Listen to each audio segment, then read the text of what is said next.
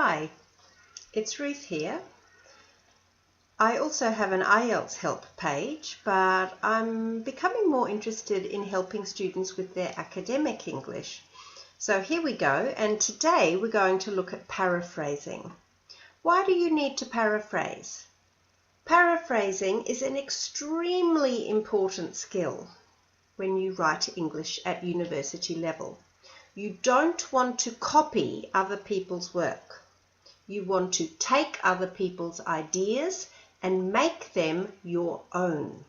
So for this reason, to avoid copying and to include the ideas of other people, you must learn how to paraphrase. So here is a text which looks quite enormous. I wonder if you can see the main topic. Can you see here? It's very small, I know. It's about yoga and the anti-inflammatory effect. Now, imagine we are writing an essay, we're studying some form of medical science, and we need to use information from this text. So, you don't need to fit all of it in your essay, just a little bit. And we're going to use this part here, which says the practice of yoga appears to have an anti-inflammatory effect on the endocrine system. Links have been found to higher cortisol levels but lower catecholamine levels in people who engage in regular yoga practice. The body appears to view exercise as self-imposed stress, leading to transient modifications in immune function. However, this does not lead to disease, but to a reduction in morbidity along with advanced longevity. Now, what you want to do is read and understand and take notes. Your good level of reading comprehension is absolutely essential.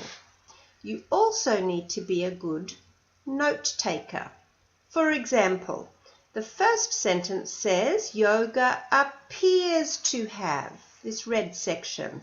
How can we make that writing our own words? Have a look down here.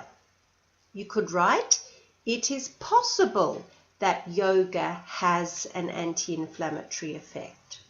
Or yoga seems to or tends to have an anti-inflammatory effect.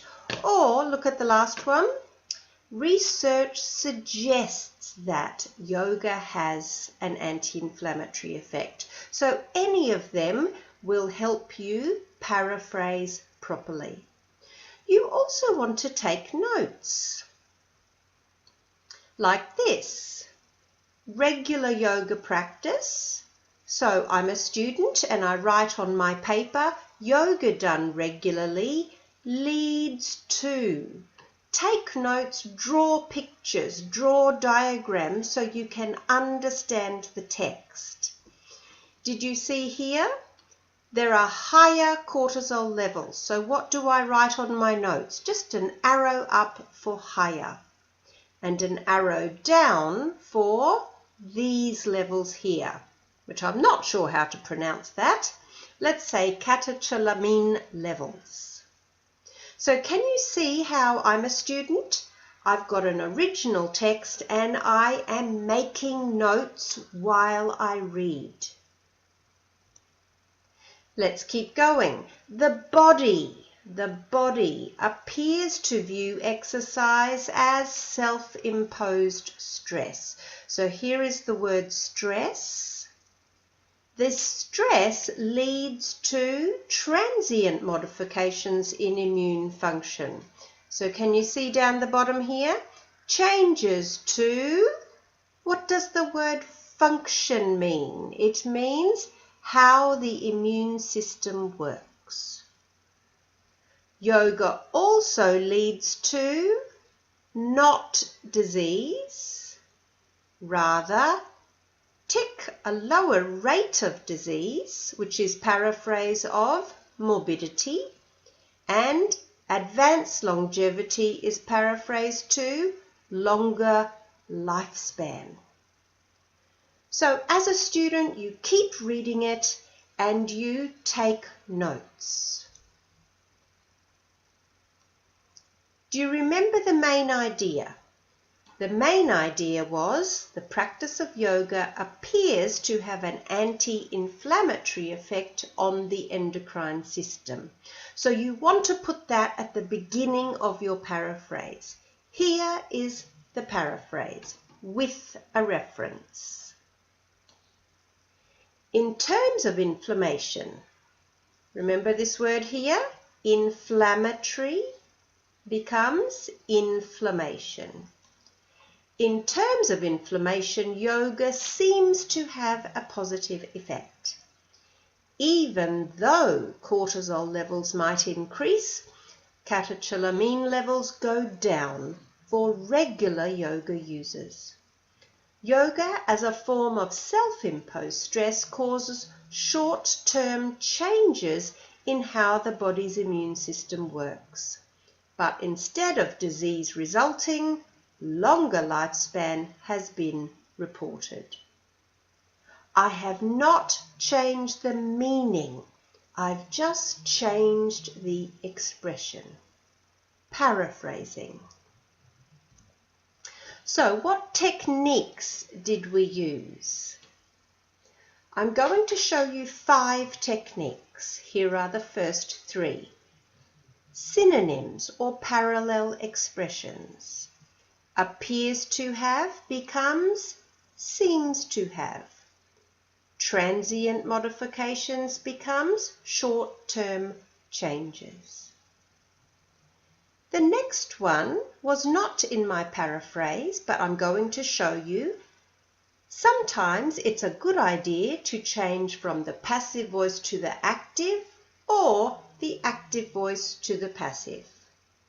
For example, this does not lead to. This is active voice. But a reduction, blah, blah, blah, blah. Have a look over here. Longer lifespan has been reported. The words aren't the same, but can you see this grammar is active, but this verb grammar is passive. So that's the second technique. The third technique, which is so important, is to change the order of ideas. For example, in the original text, yoga was the first idea and inflammation was the second idea. In the paraphrase, inflammation is the first idea and yoga is the second idea. So the first 3 techniques, you can use synonyms, you can change active to passive or passive to active voice, and you should change the order of ideas. 2 more. You can swap clauses around like this. For example, the body appears to view exercise as self-imposed stress leading to transient modifications. Have a look here. Short-term changes in how the immune system works can result from yoga, which the body views as self-imposed stress. So this is very similar to changing the order of ideas. It's just these sentences have 2 clauses. And the last one we'll just spend an extra minute on, changing the word form. You can see these one. Regular is an adjective. It becomes an adverb. Modifications is a noun. Becomes modify a verb. And advanced is an adjective. It becomes advance a noun. Let's focus on this last one. So word form change is really useful. The first 3 show a participle to noun. Reduced becomes a reduction in. Elevated becomes an elevation in. And falling becomes a fall in. So you have to know what prepositions come after each noun. The blue one here is an adverb and it becomes an adjective. The last two are also nouns. Interacted is a verb, becomes a noun. Is completed is a passive verb, becomes completion a noun. When we form a noun, it's called nominalization. So it's a big, scary academic word, but it just means forming the noun. This is very useful when paraphrasing because you don't want to always change the word. You can simply change the word form. So, remember, I showed you 5 techniques. Go back and have a look at them. Secondly, reading comprehension is crucial. If you can't understand the original text, your paraphrase will not be successful. Thirdly, you have to become skilled at manipulating the text. Make it your own voice. And fourthly, above all, avoid plagiarism. I hope that's been helpful for all you university students out there. You can see more helpful tips at academicenglishhelp.weebly.com. Bye.